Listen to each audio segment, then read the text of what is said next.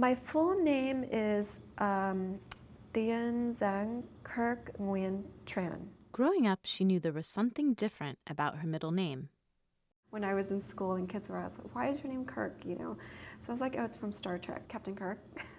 So that was what I always joked about. I wish to have a boy, so I can have the first name is Kurt, but it's baby girl, so I had to put in the middle name. Only once she'd approached 30 did she learn that because of this name, people were searching for her. Basically, I was traveling, and I got a phone call from my mom during a layover, and she was, so excited, and she was calling me, and I couldn't understand what she was saying on the other end of the line.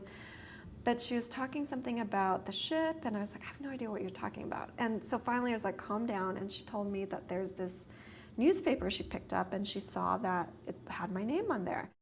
To explain the meaning of this article, her mother had to go back 35 years to the fall of Saigon. Lan Tran's father had been killed by communists, and her husband, a South Vietnamese pilot, urged her to flee with her mother on the family boat.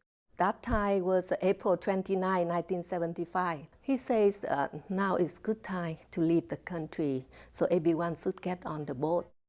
All I have is just my clothes and my sandal. Lan Tran's journey led her to a South Vietnamese vessel full of scared, hungry people. She and her mother watched anxiously as the USS Kirk approached the next day. I saw the U.S. Navy ship. U.S. sailor brought the food and drink to us.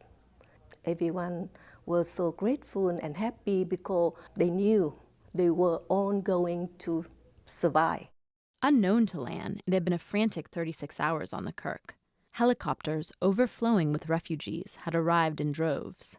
We landed the first couple of aircraft and then pushed them over to the side. And then there was still helicopters circling, wanting to land. There was no room on our deck, so we just started pushing helicopters overboard. We figured humans were much more important than the hardware. Now the crew faced thousands more, packed into a fleet of worn Vietnamese ships. Because she was pregnant, Lan and her mother were invited aboard. And I said, Cox, you take care of this one. So he took her down and got her cleaned up. I said, don't let her lay down because she'll get seasick. 18-year-old helicopter mechanic Don Cox was tasked with her care. He pointed to the women and said, this is your assignment. His reaction, why me? I don't know anything about this. Well, you're going to learn. So get with it. If you were just to look at her, she would be a young teenager, very pregnant.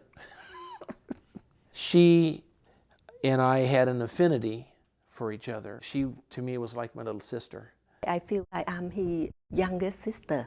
We'd go eat, and then she would like to get some air. So we'd go up on the flight deck and sit for hours on the flight deck. I don't understand much, but somehow I understand what he tried to say. She didn't understand English, and of course I don't understand Vietnamese. But, there's times when individuals, especially in stressful situations, are able to communicate their basic needs and wants. And maybe it was a lower level, a subconscious level that we were communicating on. As the Kirk approached the Philippines a week later, people said their goodbyes. I think the last day before I leave the ship, he's the one took my picture in front of his helicopter. And then I got a Polaroid of her standing by the helicopter. He showed me how to take his picture. I wrote down my squadron. She didn't know English well enough. She thought I wrote down the address of my girlfriend. The ship dropped the refugees off in Subic Bay, but Lan was determined to wait until U.S. territory to have her baby. I got to Guam about at 4 p.m. and the same day about at 9 p.m. my baby was born. Same day. So she's waiting to be U.S. citizen. I looked for Lan to a limited extent, but again, she's another man's wife, and I didn't feel that it was my place to go scouring the earth. I just hoped that someday our paths would cross again. Memories of the USS Kirk were overshadowed by discontent about the war. When you think back, 1975, American servicemen is not viewed in high esteem. I mean, I've had times when I came to Washington, a year or so after I left the Kirk, I couldn't even wear my uniform. But gradually, crew members and refugees started reconnecting. At reunions, they found themselves asking, whatever happened to that baby named Kirk? Or had she even really existed at all?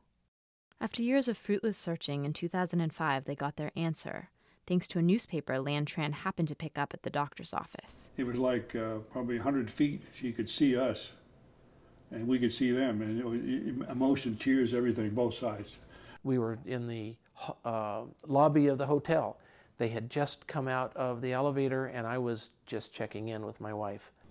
They were just so excited, you know, and they immediately started telling stories from when they met my mother and from those times. And then I got to meet James, her son, and Tien, the little baby. What does it mean to carry the name of a ship?